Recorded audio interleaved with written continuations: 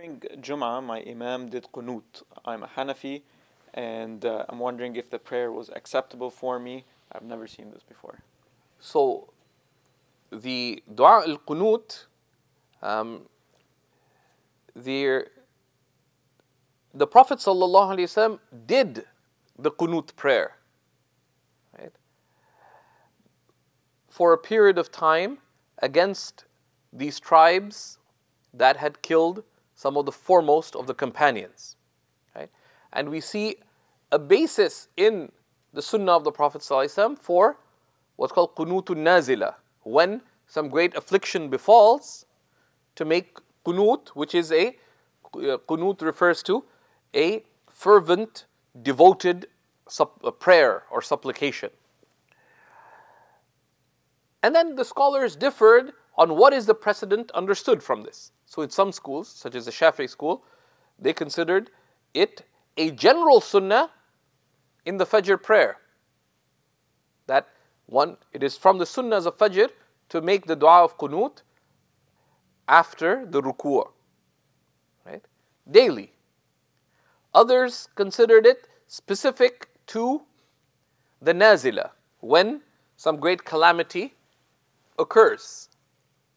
And then the scholars differed that when a calamity occurs, is it done only in the Fajr prayer, or can it be done with any of the prayers? And if done, is it better done out loud or quietly? And this is from the beauty of our deen, that on some issues there is a diversity of opinions going back to the same precedent of the Prophet ﷺ. And the Prophet ﷺ was a prophet of diversity. He did not impose on his own companions just one understanding on these details. They understood different meanings from his encompassing example. So if your imam did the qunut, whether it be in the Jum'ah prayer or other prayers, this has a basis in sound Islamic scholarship, and this does not in any way affect the validity or soundness of your prayer. Within the Hanafi school, the basis is that if the imam does the qunut, one stands silently behind them. One would say Ameen within oneself, right? Though, if everyone is raising their hands, right, there is also a consideration of also raising one's hands for a secondary consideration, which is muwafaqatul jama'ah, so that one does not differ from the congregation. And this is one of the beautiful teachings understood from the sunnah of the Prophet ﷺ, that sometimes one may do something or leave something that, in order to be in accordance with the congregation, in matters where there is difference of opinion regarding which is the optimal conduct. So they say, for example, if you go to a land where no one gives the Ameen out loud, and you're a Shafi'i, for example, many of the Shafi'i scholars say it would be probably better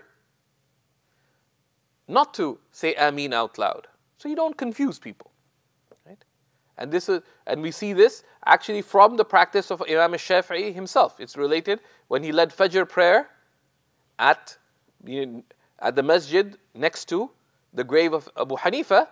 Imam Shafi'i did not raise his hands in and out of ruku', and he did not recite the qunut out loud. He did it, but within himself. And when asked, he said, out of respect for the one in that grave.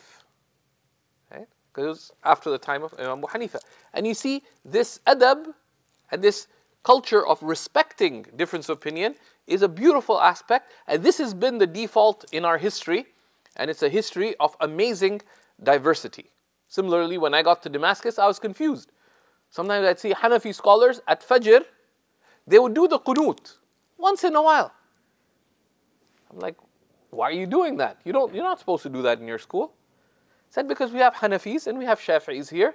If we only do things just in one ways, simple people will start imagining that it's as if we're two separate sects. But you have to do things in a way that accommodates everyone. I reached Damascus as a Shafi'i, and I thought my local imam was a bit of a slacker. Because he didn't always raise his hands and didn't always say Ameen out loud. I was like, so I actually went and asked him. He said the same thing. Right? And this is part of the respect, because the difference of opinion within mainstream Islamic scholarship, these differences are based on sound potential interpretations of the same evidentiary basis of the Quran and the Sunnah of the Messenger sallallahu alaihi wasallam. So we follow generally what we consider to be more correct. But one of the reasons one may take an opinion of another school is out of consideration of that which corresponds to the group or where there would be greater interest. May Allah subhanahu wa ta'ala grant us wisdom and clarity and insight. But when we're unsure of things like this, it's a good practice to consult those who know. فَاسْأَلُوا أَهْلَ ذِكْرِ إِن كُنْتُمْ لَا تَعْلَمُونَ. Ask the people of remembrance if you know not.